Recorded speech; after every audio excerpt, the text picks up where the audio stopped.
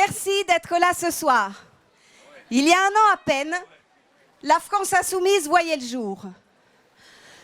Aujourd'hui, à l'issue de l'élection présidentielle, nous sommes la troisième force politique du pays avec presque 20% des voix.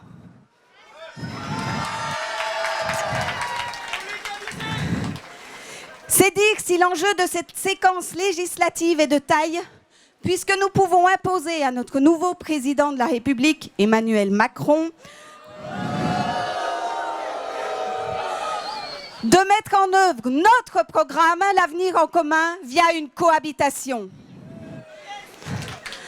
Partout en France, nous présentons des candidats. Sur la première circonscription du Jura, Gabrielle Amar, dont j'ai l'honneur d'être la suppléante,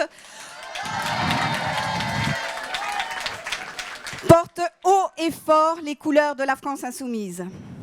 Les choix sont simples. S'agit-il d'augmenter le SMIC de 175 € ou d'augmenter la CSG pour les retraités cet été? S'agit-il de sortir du nucléaire et de planifier la nécessité d'aller au 100% énergie renouvelable ou de rafistoler des centrales en fin de vie qui nous exposent, nous et nos enfants, à d'extrêmes dangers? S'agit-il de continuer à précariser, à affaiblir, à dégrader les services publics, à l'école, à l'hôpital de Lons, de Dole, de fermer l'hôpital de Saint-Claude,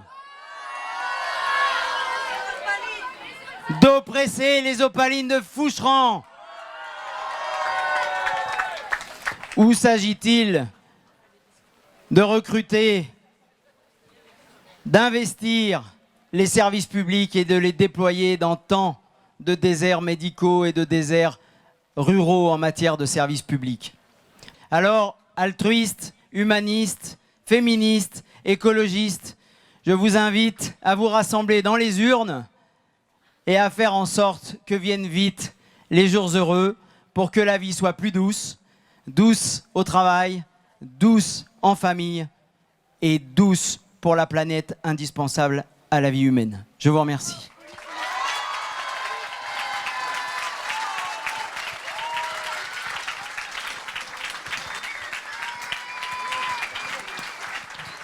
Je vous appelle d'abord à l'optimisme de nos idées. Nous pouvons convaincre tout le monde. Parce que ce que nous proposons, c'est un programme qui est utile à l'intérêt général humain. Donc toute personne, quelle que soit par ailleurs, ou sa religion, ou son opinion philosophique, ou même ses engagements du passé, peut se reconnaître dans la proposition que nous faisons. Nous sommes cette famille intellectuelle-là, celle du nouvel humanisme, celui du XXIe siècle, qui est nécessairement un humanisme social et écologique.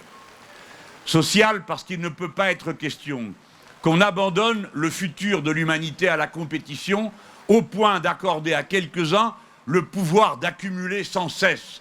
Accumuler est absurde. Vouloir être milliardaire est une maladie mentale. L'être est une névrose. Phi, comme France insoumise, et comme la lettre grecque phi, qui est la première lettre de philosophie. Philosophie, ça veut dire en grec l'amour de la sagesse. Et nous, nous sommes le camp de ceux qui ont l'amour de la sagesse, qui essayent d'être sages en déterminant quel est le bien commun.